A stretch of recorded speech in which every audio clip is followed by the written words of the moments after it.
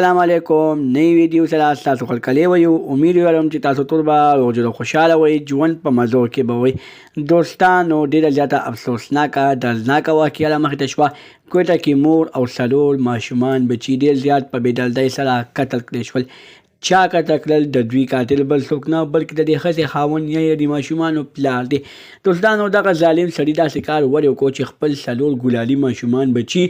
او یو ښځه یې ډېر زیات په بېدردۍ سره قتل کړل دغه سړی د خپلې ښځې قتل ته ولې مجبوره شو ښځې به یې خیل داسې کم کارونه کول هغه ټول کارونه در سره په دې ویډیو کې راښکاره کوو د دغه رنګې نورو معلوماتي ویډیوګانو لپاره زموږ خبر میډیا چینل سبسکرایب کړئ تر نشان اوس خامخا وکړئ چې زموږ هر یوه نوې معلوماتي ویډیو تاسو ته په اسانۍ سره میلاویږي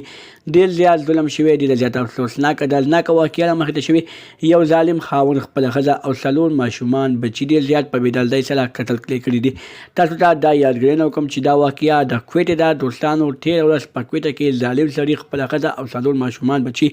قتل کړل په څه خبره یې قتل کړل د غیرت په نوم باندې قتل کړل ښځې به یې غلط کارونه کول ښځې به یې په خلکو یعنی غلط وسلو سره به غلط کارونه کول او په هغه غلط کارونو به پیسې پیدا کولې دوستانو ښځه دغه خاوند په پیسو باندې اموخته کړې وه خو چې کله خاوند په ښځه باندې پیسې بنده کړې نو بیا ښځې د پیسو په نشه کې دغه غلط کارونه شروع کړل خپل نفس خرڅول یې شروع کړل خپل عزت خرڅول یې شروع کړل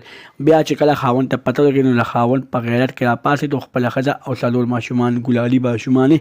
ډېر زیات په بېدردۍ سره قتل کړل د دغه رنګې نورو معلوماتي ویډیوګانو لپاره زموږ خبر میډیا چینل سبسکرایب کړئ تر نشان څخه خامخا ووهئ چې زموږ هر یوه نوې معلوماتي ویډیو تاسو ته په اسانۍ سره میلاویږي والسلام